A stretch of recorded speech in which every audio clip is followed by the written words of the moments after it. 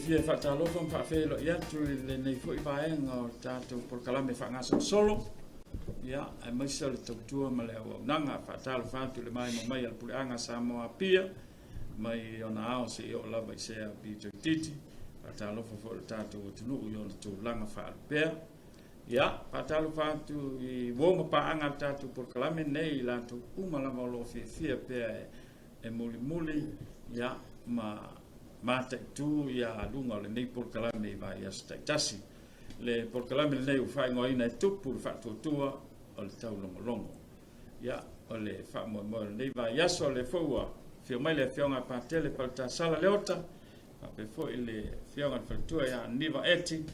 e wa fa o wina ta tu por kalame le aso al mai la mai mo ta lo fa lo fionga pa tele ta lo fa lo fionga fa tu Lo fianga la vea. Tai foi le soi fo manui le leas. Ta lo foi le silsila tato puleanga ma le mai mo mai. Le foi le fio to le fianga pa tele. Ma lo soi manuia. Yangi mama wa ko la mtanga man. Le nei foi ma sina le nei vai as. Ta foi mai mali yo tato puleanga yo le tulanga farpe me se foi o paanga mai na to fi fa fonfonga mai mo tato proclamele ma lo lavale on sai ma lo fa tu tab o malulu sa viliani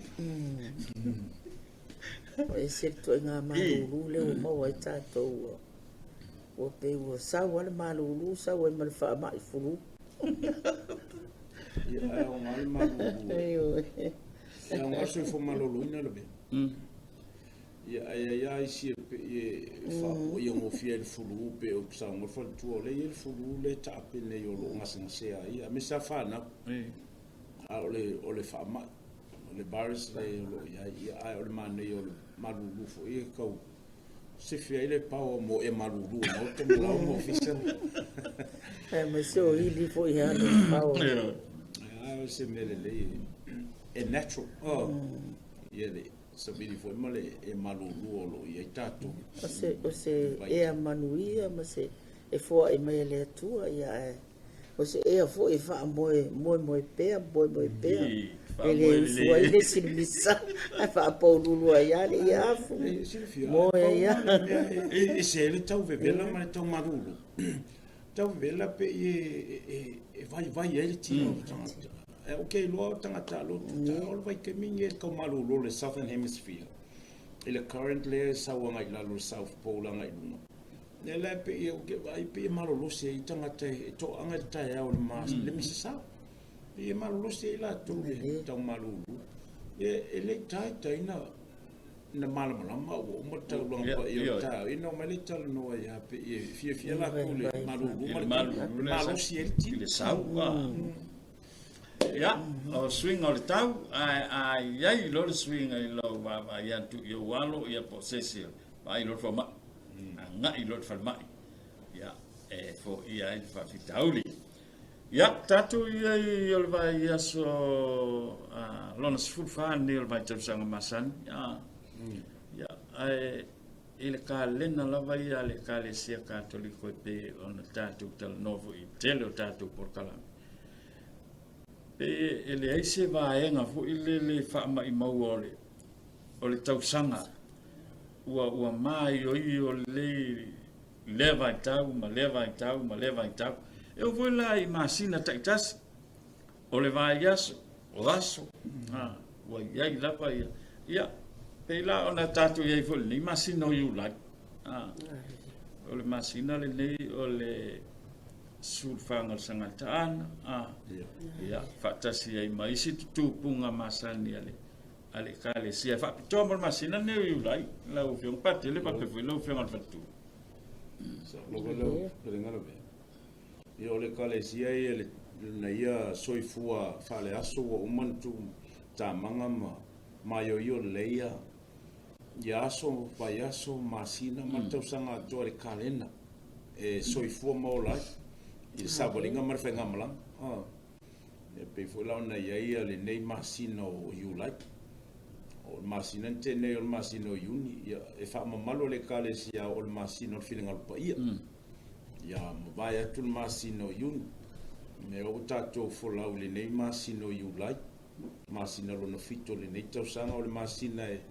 fa mamalo le tino ma le toto pa ia o le ri pe o le vanga na kale na le kalesia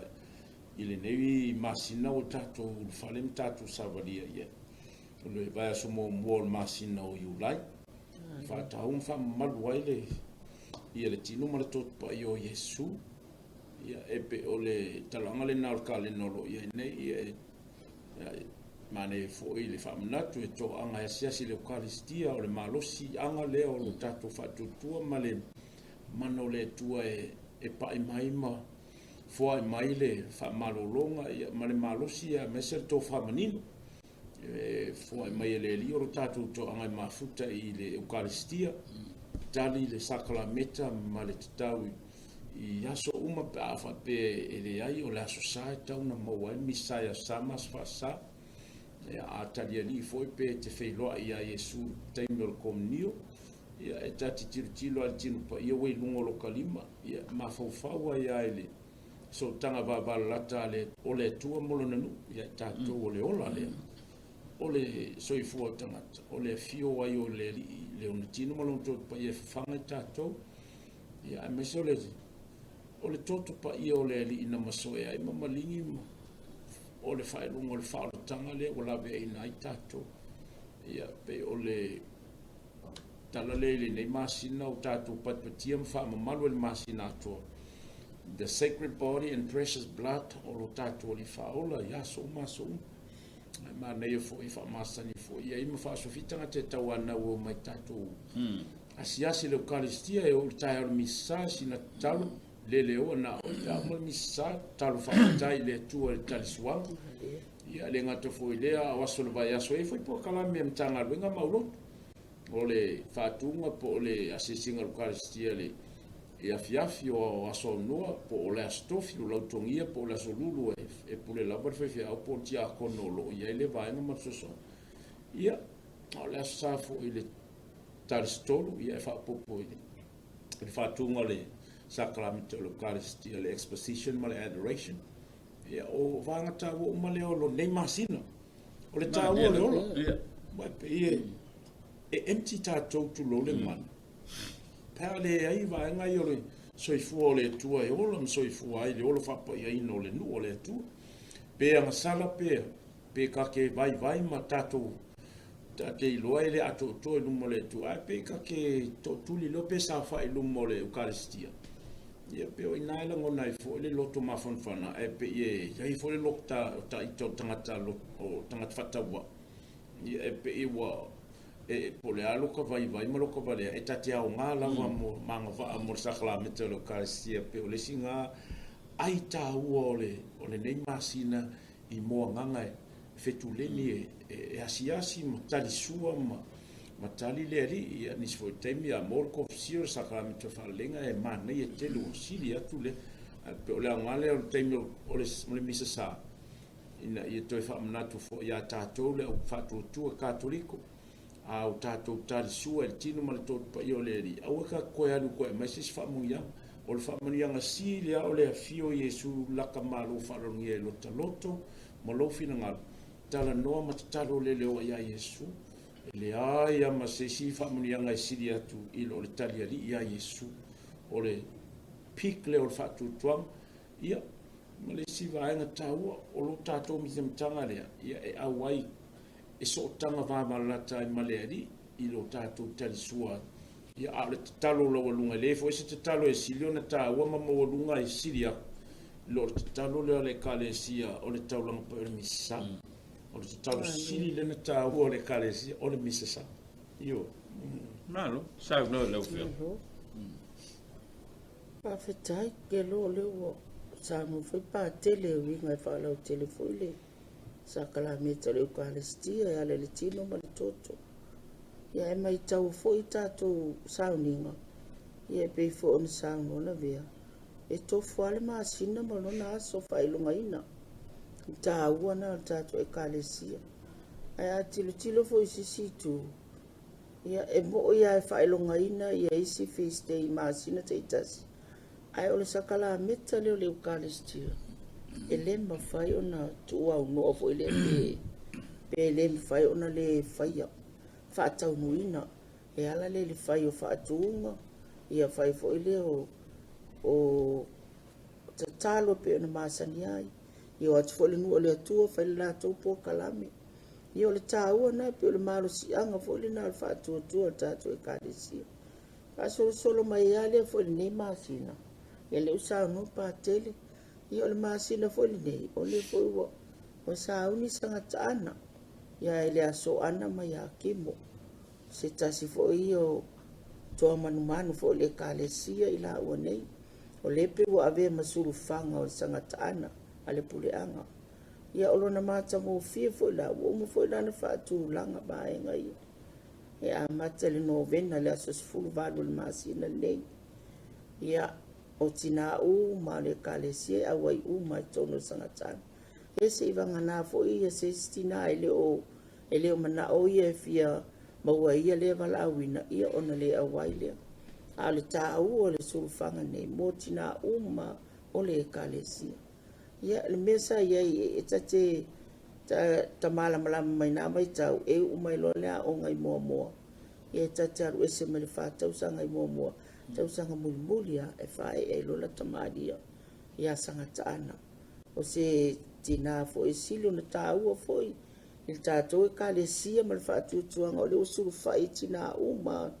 Ia ai maisi o le tamaa ia Joakim. Ia o vaenga la ia e whaila e amata le novena o le masina nei. E amata le novena le aso sifuru vadu. Ia o no o loele le aso lua fulu ono. O le lua sifuru ono le masina nei. Na pa ula aso sa. Ia e celebrate e lole le surufanga le o ana ma Joakim o le aso le. Le aso sa lua sifuru ono. Ia le pa u iai. Ia o tilo fo ia i lea i tuanga. Ia o pa mata fo ni tau mo watu ni pule anga ni mai tau. Ia lea tau mwhai lava na ngā ruenga. Ina ia titalo mutu watu i lea tua. Ia mwhai o na mawani a nganga stele a wafo i le tuanga le lei. Ia ole novena fo i lale lau fatu langa. E fo le mātou po kalame lau whai ia. E a mata fo ia le titalo le fatu tua. Talo le ngangpa ia. E sau o le vaenga o le losalio. Ia titalo vaenga lima losalio. Ia o le pese e whaatitau le aso. Lona aso le lau ia. Ia le mato novena le a mata sifuru vanu. E tau le lua sifuru ono. Ia tau walunga e na le mato novena. Ia malitalo le ia sangata ana le aso rufuru ono. Ia o ifoi. Ia au mai e foi o taimi lea. O le whaanga soro. Ia le fo au wai me matinana i tina fofo ia. E fio mai e whaalongo longo. Mau mai fo e mafuta i tutono le. Ia whai fo le whaamtalanga pātele. Whaamalamalama ia la tau le winga.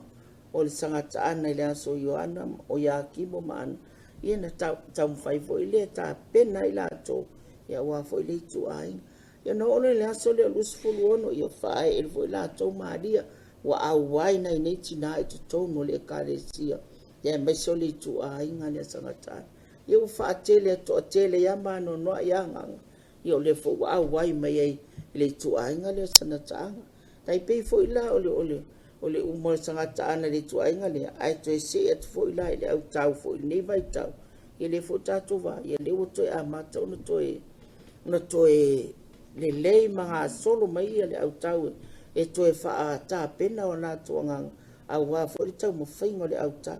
Ia le la u wha alongo le u wha atu le o koe o atu le komisio e toi longo atu. Ia le atu e wha atu fo i komisio e nei ia pia e matala noa i vaenga uma fo le au tau. Ia e na watu e sa ili po ua iai u ma au tau tonu mtanga ruenga. Ia o la ua iai u ma au tau o mātou mtanga ruenga la wata pena. Ia o mātou fo i au tau whako a korungei asonga fua e whai e mātou fono fo i whale au tau. Ia ona tau mwhai le au kau ina i o mai. Wa atupulanga talavou tangata mātua. E sele olo tangata mātua. E sele olo tupulanga talavou. Ia o nei tu ainga uma. Ia o le tataloa. Tasi ale au ngai tataloa. Ai tapua e na o Yesu. Tato whaola. Ia e au mai e whaamanianga. Ai mese. O le tāpenanga o tātou tangata. le tupu maola le faatuatua le ekalesia e ma le faaloaga Amu ia le katoliko, le tangata katoliko, e le tausa i lia se mea e anga i ailo na sa ele soifua faatuatua, soifua faaleagaga. Aua o le ua iai ana polokalame i le gata tausaga le masina o le vaiaso o le aso lenei asolua o le aso agelotausi ali asolua ia uma atu ona nafi o agaga i pulikatolio faasolosolo atu ai foi lea le vaiaso seia o alae ia pe ona saunoa le fioga patele le asofalai le moaiga ua uma lelei ona faatulaga le aso ia e temalei fua mai le aso ua iai lau tatalo e fai i lenā aso ae amuia foi le tagata katoliko ia o le isi vaega tāua lena saunoa i le fioga patele o le toʻaga asiasi i le eukalistia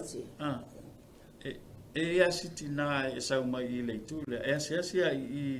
i mulivai o te usu ma le taeao ia ua foʻi mai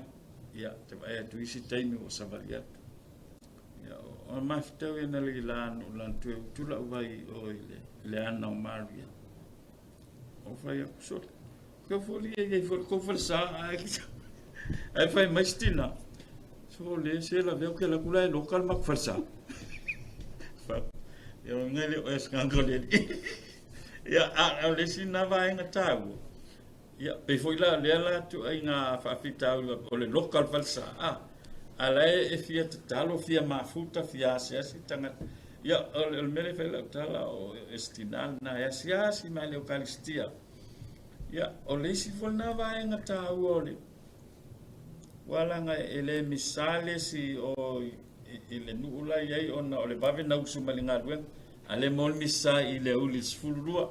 le foi yai le chapel e asia si yai pe afia sia ia le eucaristia o tulanga uma ia ile fatu tuanga wa e pisi kele leskanga pisi na luenga ma me pape aya fa mai mausinga kaimia e afia ia nga leo mai o meri ma mai pa langi kumkumo i falsa ale mangi sa mo o ia sa ole be ono le tula le ala nai ole talo falsa mal matapua ia tu pele mo e tangata lo tu la fatu tu e mo se no e wale la mo foi no o ise tu no e va be u sules e si qua mo che mi porca le o mai il pisota ai o le ngale na fa peta te fainga o isi foi ai tau tuli mal mi sai ina isi foi ya fa tu mai tu e fio anga manu tu e tanga ben ya ono le ava peka ki sau ki mai nei ka ki fa tau pe fa saka tau pune pi la ka keilo o ka le mol mi sai la tam tanga ben al farsa ai ka sau nge ya piesa ka fa tau po sa kam ka e ye mi sa fu lo mal malu mali fa et ko porta to pulang ya pe ole nganga le na e le kai anga ka ko mativa e sa khalamit mali ma wale va no pe tali ya lima awali mi sa pe asias e mana tua o isi fo yo o la fa tua mala o e ya la to e talo ai yo e fa inga lu ngoma tiuti yo la ko fa va masani ya so o ga do ngala na la to talo ai no mo lo kal sistema talo le li ya mo le sangole mo le tamawa inga mo le fo yo le mo so fo o le e la le mangana tato o ila tolo tu i mori panga ma fe ula mo la nga tapu ai ma talo ma fo ni talo sia fai vo o ainga o onga o isi umai fono tanga me fa pena o le ngala na o le ul fale mal tapu ai po no fo fale tapu ai le nganga awai manao ia ai pe o le nganga na o isi o mal tapu ai sa ngole mua yaso wa yaso fo i ma taimi o tona talo ai nei vai tau ma me tupu wale ko e sa ngole mu ai a fai fo e se fale sai kapungi e loka e matala e ia le CCTV camera e mo la to e o so fo e masati e mal tapu ai me fale anga ina ia ai e laki ata to ne ona e lo tupu tele o ke kalonga o ke mun mau I vaenga o le soifonga isi pule anga male kalesi au I fafo isi atunu o le mutama taptia o me tupu ai lo ku fa le anga tapina kulu a vele o kalestia e o ka se tele lo ka fa no pa va ku fa pe ngale sa tia o talepi fai to sa kristi tu lo fa ia pe tu langa na le wo ye vai tau ia o suifo e le ko sa mo le mo o kele lo fa tu fa la ve ta tu le ale na ma fon ta pun fai to ai banga na ye si tanga te fai nga wen ia na tatala le fai to o pela o il man ta po ta to le man fa aki po po I mulwa ia nai tanga to fo e wo fo ina e leo ma tausi le lo to ama mal va ba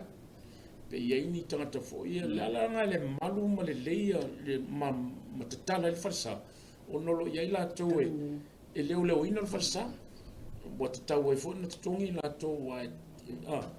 e te tau mo le fenga wen a pe ole manga le o tau pe o e karfea unga fo ia ina ia ni tanga te leo ina ma fenga wen ba ai le farsa e te tala fa solo ato si Italia fia filio io non to telo le mamalo le kalesia ma pula ia e a fea le malu e o le tūlanga le na o isila la sawe e sawe au sawe kala o isila sawe vai fo le suesanga miaunga Pik se me te koe mai ei. e pena le kulanga ngai a renga ma faida e kulanga e tanga fai ngā ruenga ma te tala le farsa ai a whapela e nis tūlanga e le fōtinga e le ngaftauri mainga ko kongi o sisi sawe le farsa i o le mafonga e le intapun o nei tō tele lau whalenga me Malo, sabe, e fai mele upo e a fo I fai mele upo fa Samoa ai le loto ai le ai le loto ai le au wala fai a uso le winga la lo vai ai ngai tangata nei o kanga ka la o ta mau fa tu o fela le mamao le me la usu mai e tuli me ala I mulivai io no le anganga le tangata matua mautu wa ma ta pena lona anganga mo le tua o ngola ua moni le talitonu le fio ma le talitua le tino ma le toto le ali o lana fa amanianga le moni ya sola le ngalue ma wal malos fo ma le poto e se fa fitau e pe o vaenga na ele ase senga ma so fo ina I wa ye si fa le sa e fai misa ya son fua ai le ni misa ya solua na alu le ole sfai au fai misa le sinu ula solua ale otu I le pela o matou I longa tonle ele se misa matou le sonfua whakaikainga ai fai le misa lauli I le aso ile fiafi la sonfua ai malolo matou ia na uma lea le se misa matou le solulu I le ulu mtanga renga ai fai le misa le tongo le solulu ia il taiao kusala tilo ia o mako kilo le a ola ia sofonga fiste taua ele se misa le wo e pa u ila songo fu ele se misa mato e mau ke misa o le tongo le wo pa u il fiste kongwa de kuso va enga ia tilo ia e au mai el tu ainga tanga to le tato mo le ola ele fatu tua ma le kausila le moni le ole tu ma le fieta su le tino ma le bela nga bak fai kai ale ai la se misai I o le tongo alai ai o lau pa u fiste fo e o mai fo la to I le ulo tanga nuenga ia fa pena le tilo fo le o aso tele o aso ta o sa ke fie malamlama fo to e fia lo fa longo le upo le tu po wa fo le winga la le moni la au mai le aso ma le aso ta inga na ta to fa tu ina ia fa ta to wola ina ta pena ia ila ulo wanganga ma lo to awale aso ma le aso ia le manu ia I fo na mo tato Halo, fafta. Nga whakia ko fai se au felo roi fai misa. Ole, ese le mani. Ese le mani, te falan sau no, ia le faltua ia ni vai tulanga, ia fa la potonga. Il tau whainga fo I o tupulanga talavou I le nei vai taimima, ma le nei vai tau. Whalongolongo ku le niu sanga lela. Lua le ia ka mali liu mai, ma fua I fa au ngā lima. Ia, onga wase seo le me wangi, ia. Sa o ale fale mali ngofuanga ianu. ia elea afia in faafika ui pe la ato anga le autalavo talbisa alu lokua la sa o le me ele fasia mai se singa e se lo le me anga inga ia ona afia lo le faafita ui pe ona ele nei vai tau ile tele o faafita ui o tupu male ali mai ona pe o tau mau la ia ma se talavo ma faala potonga ia ma le lotu wa afia ai faafita uli ma faala velavi e tupu tatou mai tau lenei vai tau tupulanga talavo le wa ia o lo wa vai nga ele o toi faingofie ma lia atu mai foi lai to no no afio anga mai kalesia ma ainga o le mea tasi o le ma fai tatou na fo ia faafita au le tupu mai ai latou na ia tatou fanau ia o lenei soifuaga ua ma ale uiga o le olaga ua iai e maise foʻi o aʻoga ma le poto salalau ua taape solo ia tatou fanau o le iloa foʻi e latou po le atoiga ia o lesi a mea ala ua tilotilo e ma laʻu tualalu a malosi a tatou matua sosoʻoiʻi ma le faifeʻau o atu i o le ekalesia fai faapopitoga faautalavo malosi le fai o semina faamalamalama ia latou mea o le ekalesia ia tuʻalalo foʻi ai te lagona e lagona foʻi e latou le upu la e matumo i latou ae seʻi vaganā le tamaitiiti e lē o fia faalogo o la e tumau uiga foʻi ga e faatamaiti pe gaʻagalo e auai ae leo iai le mafaufau pe na ona alu e auai ai faataʻeteʻeluga e faataalo e lē o manatu ma mafa foʻi i le upu lē lauga atu ma fai atu ai faifeʻau ma lau ositaulaga maise foʻi o tatou matua ni vaitau ia e maise a o lesi foʻi mea leu faatupu vevesi tupulaga talogo telefoni o le mea pitoʻisili na matautia lenei vaitau ai ai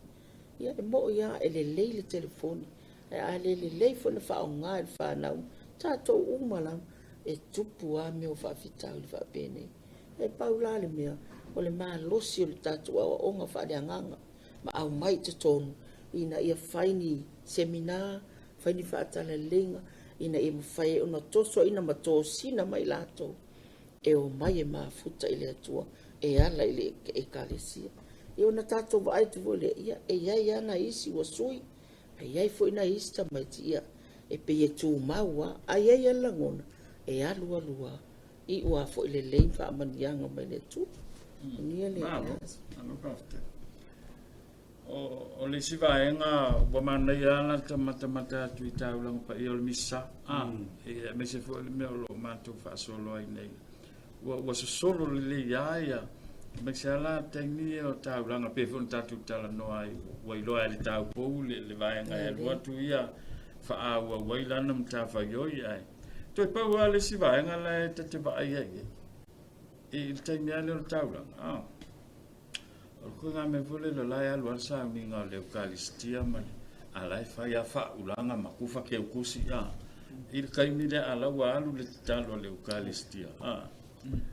poi le o le siliga faalavelave i le sikagakai le o ke fia loko la e lokoga kufa keukusi ai ao ma se kuamui kasia kagakai mo keukusia e sa leleia ia ona o le winga fole le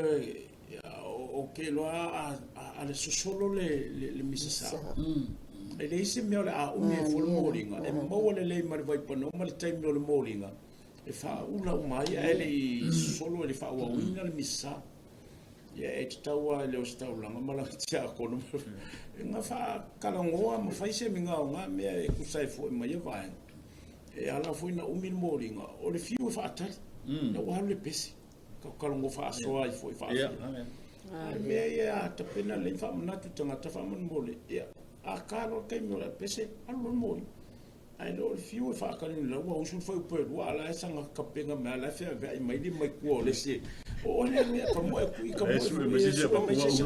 a mea la e tau na e uma lo la ngoma le taimi o tar sanga la tele ke mina nga malanga o sa wa tua faatulaga sa vali mai lo ai lo le mele la ko apisi alo sa ko fa mo sa le mele sa wa ma ula sa o mea na o le ka ka penga o le ta pena ma fu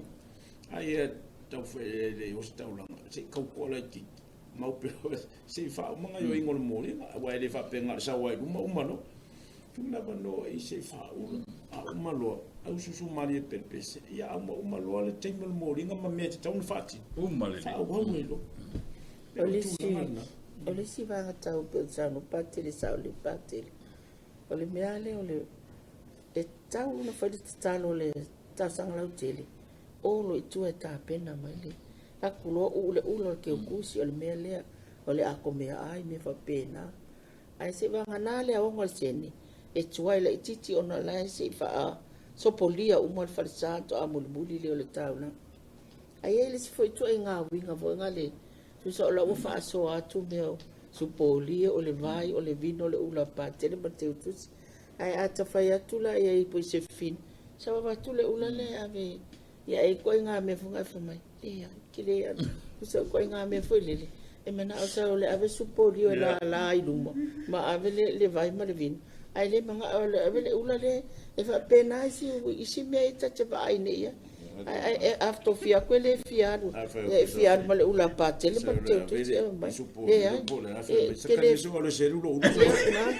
ya na anu lo le ya o mai mo lo tanga ta meuma ya la mo lo le mena fa di lo tu lo ko mu wale ula e kasi le na me le ngatuai se mena fo mai pe fia fai lo tu mana o va ya tu tanga ta la ya mo ma supportia yo fai ngani ne o le alu foi le o mamalu ia e pe ia lua e vai matanga to la kule kuinga i lunga o ia pe o toi nga me e foi ngai fa fita du va pena tupu me va pe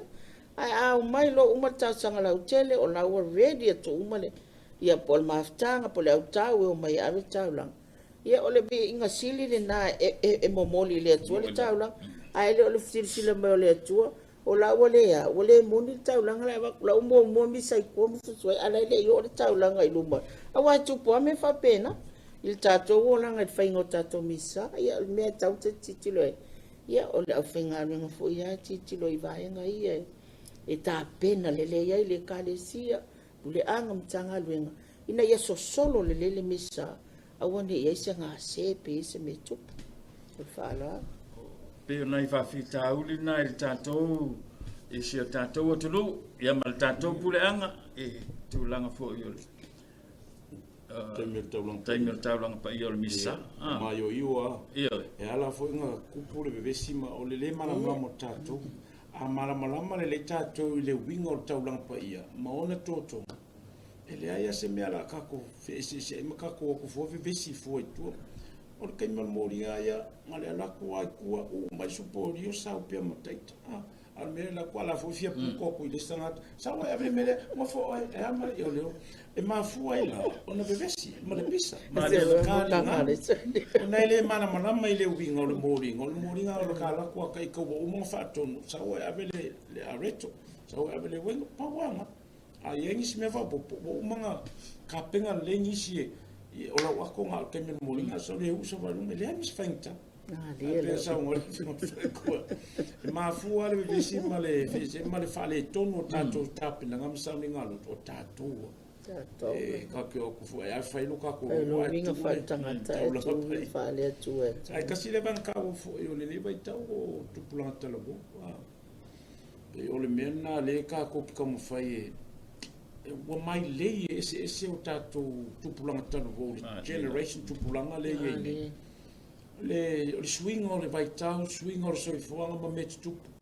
le o mai fa foi tono tato tunu ma nei fainga ma le social media o influence ai ma sui ai tato o le ala le tali ai tato a misa la foi tofi na foi lo e tau tato ma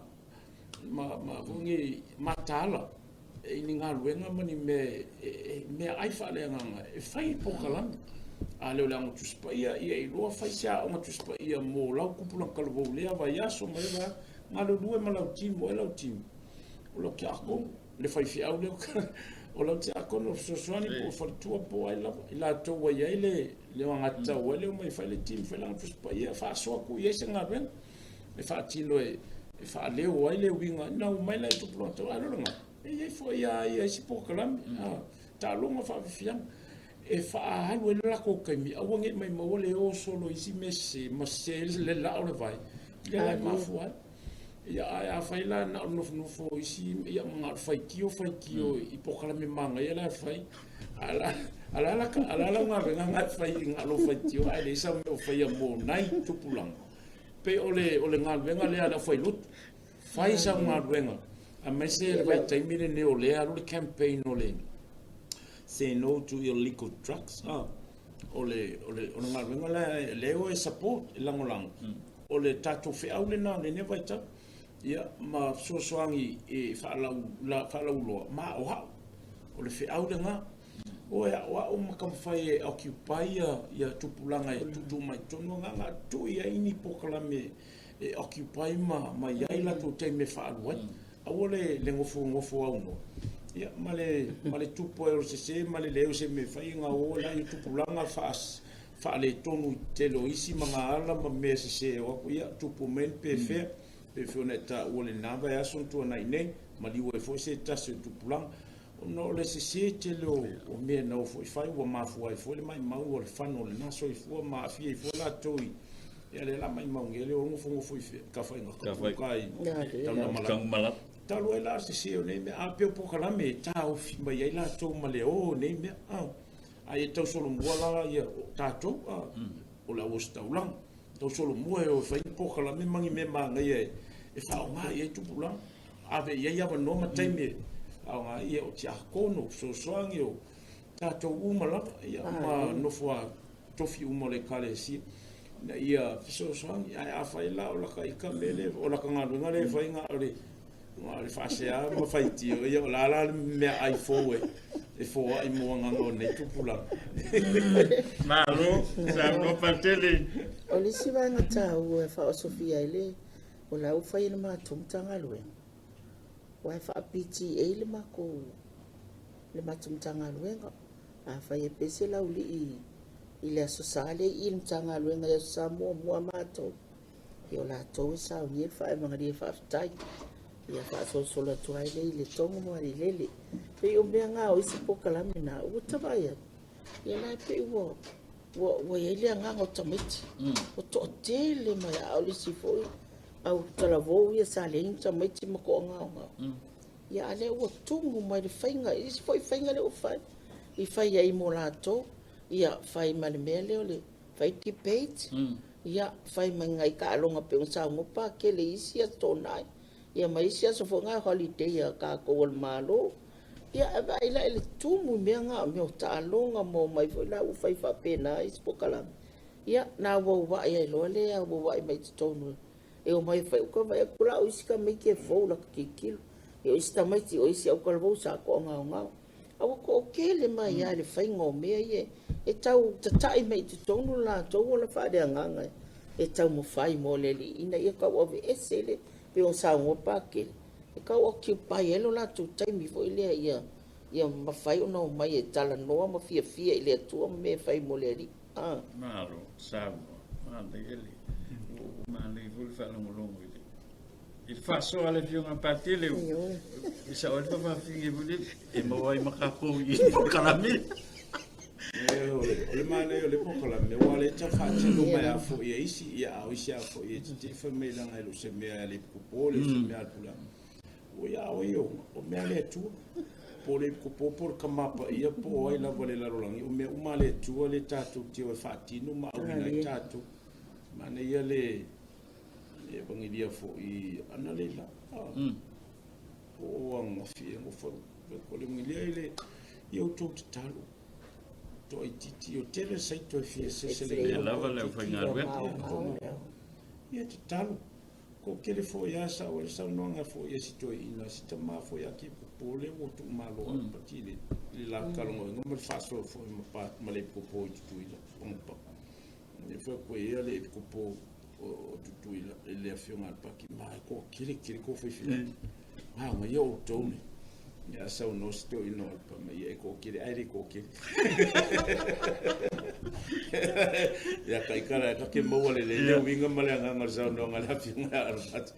E ko kire ya mo al me vole ka pase e al male fai ki o male muy. Ai le si ko ngo sai fa tino male nga le winga la na la ta le vangelia. Ka kalo. Ele nga ka kalo yo ye ngisi kupulanga yo ai ka kalo mo la foi lo. Ye fa Sofia mo nga lua. Ele o le ngofo ama fatel tala tu ya la tobi asi ka kalo inga ifa Sofia la ko ku ele ma fa le nga e o sai o anga ole le kuskusi di mama malo bafta Malo, sa no o sa no ne le fio nga parte le ta o social media ma vai se au fo ia tu no em ko kia li mele sa ulunga le i penga te fai langi li te mapa ia ma nisi foi e pico po i la tu lu pate ia ka sia ungi o e tatu pule kalo se no le vanga le ia e o le mafu anga o le anga fo le la le fai ngo nei o le Society of St. Pius X SSPX o la to ia la to te le italiana le swing o le kalesia o lo ia nei reforms ma changes of le modernization o le kalesia pe o la to la to te le accepting le Vaticano lua man le Vaticano lua o no lua nga le ongo lima le swing ale ma li losko ingo yo nga lufu to tu lai mai lo Paulo Leon ya sa lo ia fa wa ma fati no manga lua ma lo sil fati no ngor swing ale e ma custom o tamapa e ngasko nga fio ma nyei le mo e sa mo ia ai pe o ila tolai ila to tele italiana le swing o le kalesia ne vai tau le Vaticano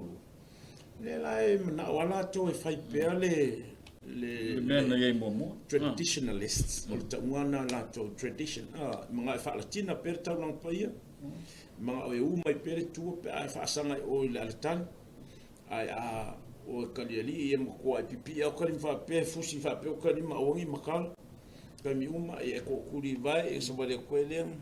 ma ye fo mai kisi fa se furu le mama le ko po ma po fa pe ia manga na o le vanga na o le mafuang na ele tau sanga tasiva fitse furu ele nga fatu ai to inale o ngale tau lapve le ngole I falangi I shamangi so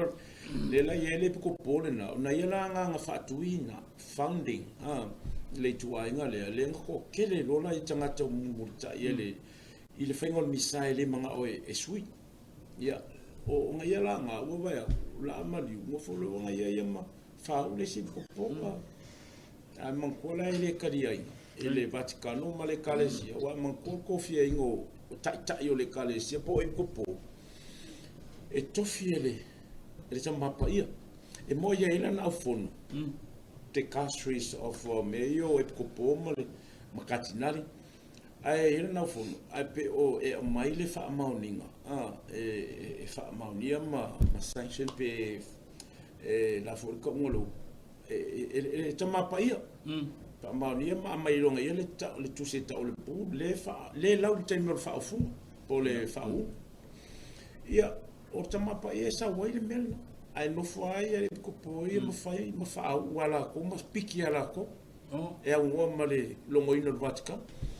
ia le la oi unei na mari liu tu lo fo ia ila to no fa u le la va kula le inishi ko po ko mo fo lo kasiva te si vai va tasi ko fa u ia la ko si ko po le la ia la le ko po le mo fo lo kikiro o le ka wa fa wa pese no fo inga se ko po mo le la to va le tu anga le Society of St. Pius X ale mariela e fai ala ko ngo malongo ingo il Vatican e ka un consope fa so a ma tai le kalesia il Vatican mo longo ia e ka kaulanga mo fili e tai le kalesia ma mai el fa ma ninga me le kusinga e fai no ma e fili e pai mala fa o le mela na le te kusa ola ko fo vale le pulele al tamapai kusa le fa punga sawa e ui lava inisio vai ngar soi fonga tu lo le ngana a le vai nga siri le a holo i ai seisi o le mkwafo vale al tamapa e le ai ala si pa le ex communicate le wingo na me wa ni tema oe male kalesi o le koe ka wo e se tu tino le kalesi katuri o no lo le fa lo alo ma ua e te epe te fo vale le pule ale tamapa ia ma tai le kalesi ala we po ya pe o le vangala na tawa le na ngai ve singa walu all over the social media la lang ya tole na me le va so tene wala stofi le fa wa la sovalele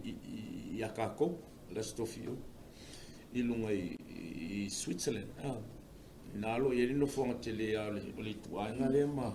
lo yeli la ko paste le yo ile seminario wife fili era ko seminario ya ma fa wela to ama ko e ka nga ave lo mai e fa maungi ye ngo mama mai lord to mapa ye la ngai fa mal malunga malan pule e yo e na ye fa ungo ngi fa au e taunga longo ma le kupu ngai lo ma wa la tato we o ma tasi ale tai o lo mai lo ye to mapa yo lo fio e mama le mai ia le mangale e fa ya la to no ma se tala no a le Vaticano pe ia se leo le mapa ia mala na fono e filia ma ia e kupu e fa seminario fa ya la to ia no ma se lo la na si malanga ai fi ngalo ta ukule o le au faito fa le kalesia ila wata mai mala poto te mine ko vai akua o kau fai mola to fina ngalo e le fa Britania volele they broke their silence o winga wa fai la ko manga o fele le tulanga fa le tonu o ko kale ese o fifilo ako ai mana ila ka ke mamla mai fo fina ngalo no male ta ua fo le kalesia ngi me uma pe o tulanga na le sa yeve vesile o le ala e wa ka kalor ka mapa ia le aso i luma ko ali fa le la kosangi e ko e liu ko fa ko e mafofa e ka un ka ufi ia fa se fiu tunga inga mas kalonga mas fon ia ai le ai ai ka unga ka ko fa lo ngir ka mapa ia ka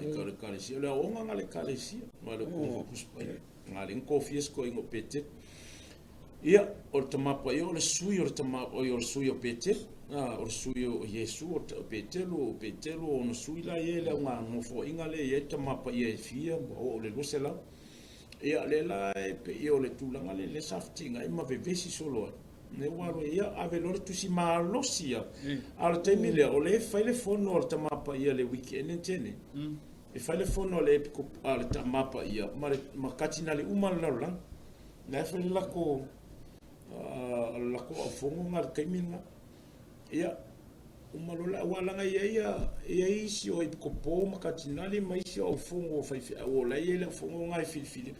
e fo la ese mo pe commissions commissions o mo le kalesia commission liturgy commission o leva o evangelization o commission o isi va e lo vanga le sa so ngi drafting o tusi ai nga bela ia te mapa i fai council mo lo sangi ngai o wal karfe ngai nga fa upu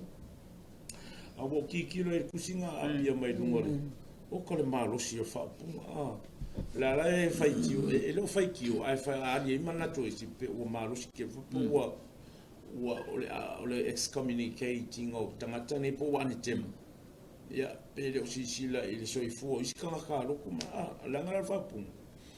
e pe mama fa le wali e kaiulu mo fa yangi me ai fa pe ia mala kon ka mai kai sa se nga dio ma i se fa o la nga involved fa ngol ngi le process o ante mo ma to ala fa tu talo atu fa mama ma to e fo i mai le kalesia o le tino ke riso come back home to e fo i mai le ainga ia pe o le malusi o le tusi le nga be ta o atu ya o ma le kalesia ele ai ase si o ko e o te mapa ia ele fa pe tani fo le sa ka ko ka fo le baso infallibility ele tal to no tato ele como se pe ele fa se fo ia pe o tu langa la langa le fa lo ngi o tato to mapa ia mala ne fo la ngai ringa ka mapa ia la o fongo e fa ku e to tele uma fongo le vai ia na fai lai fifinga to mapa ia fitutu na lon to famlo finga lo vai ngo mele wa mele ko la lo ia na fai lai na fai ia per tawona ia pe lai le kadie si vai ngale le lai fai ngo ino le skism ku so le o mo se ma le o mo fa tau va ina po le fa lo ia ma le fa se o tangata ila onga le kalesia ma le mea ua lako kakai e ka ngaka peo sisi vaenga sisi tūlangi sisi e kalesia la unga fola ko mawha malo sao no pate ia mana ia fori sao no anga patele o mala matu e fo ia vaenga unga tau o le kalesia ia tātou talo ia ina ia no whangia fo ele tua se file mu ia me se fo o se wha amanuia i le foi vai ngole kale sia le nei vai tau o ia alu fo ia malo si pele fa tu tangata mo e foi mai fa ma popo mo o mai to no le kale sia wal fa tu tuanga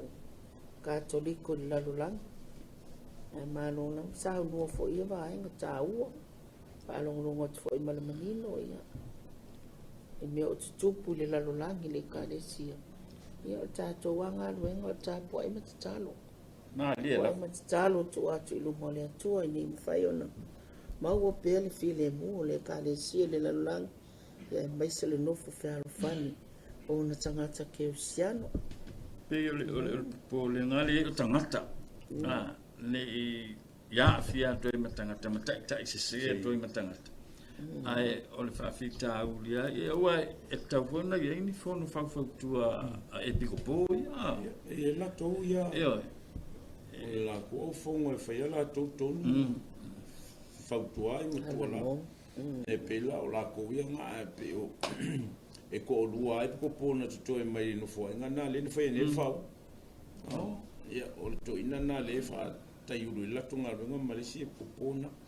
me to lua le fapa yango e ko pofo e ao ole o silvia fo le upole kalesi ole kongo kuspai le talenga tato o peke o kia e la o kalesi e lungo o le papa fo le ma o le papa o le tangata o e lo fatu tua e fauela o kalesi e lunga to o mea e fusfusia i lalo nei, e fusfusia i lalo. O mea e whapena ana te talaina i lalo nei. E te talaina fo le lalo, o lo tono le upole. Pena o le baangane nā le maua le kalesia, le pa ia anga le tua i lona i tu wha le tangata, soifuanga, i le tino, pa miste. Le ae, langona fo le pa ia anga le tua i a fio ai e la, o ngama le maua le kasi, e fio le tua i lona tino, fa miste, i le lalo lang, i lona soifua tangata. Le la pe e foko le mamano nga le tu a fa o fili e se nga nga stanga ta fili e kama pa yo le nga pa yo ya a fa la sa o mer kama pa i tu langa uma ya a fa i fo vale mo ki le o ki mga fa lo wa ye fo ka ko fo e le o nga fo le we have to keep up with the tide i le so i fo nga le nei a ka ko le como fa ye o le social life lo tatou e ai fo le pata le kalesia e tau na involve ma player ai se wa ka ko le keep up ma le soifuanga ma le alunga o le nei vai tau ka ko e ka ke fall back e ka ko ke le e mama e ko me la ka ko lo mai ai ma ka ko le la sia le swing o soifuanga ma le o langa le ile le langa ina ia tatou inga ia o swinga na le kalesia ka ko kam fai e matala ile la Yesu inga e pela na ye ne vai tau me fainga ka pu ai longa ngana o me fai nga e fa ngala o nga nu pe o ka kiro ki Afrika fa nga siva e makake pola ma siva il procesio ala o qua portia tangata la fa fa nga siva ma pese ia ele ona e si voi a si e filipino ma vietnamese i Vietnam e fai ula fai sei ma la traditional way o le talaina o le Vaticano buone na wa e per na yele le tala to ino tu malo o Ioane Lufuto te tala fa malama se samsi e fo ma na vale kalesi le la ye swinga ye tu ule ava noi i o tato wa o ele kalesia o tangata soifua o tangata o le tino kerisa le la ia ele le suinga le ia tato tapua ia tato nganga mo fa mamnia ia mai awa o le kalesia o tangata ia fasanga mai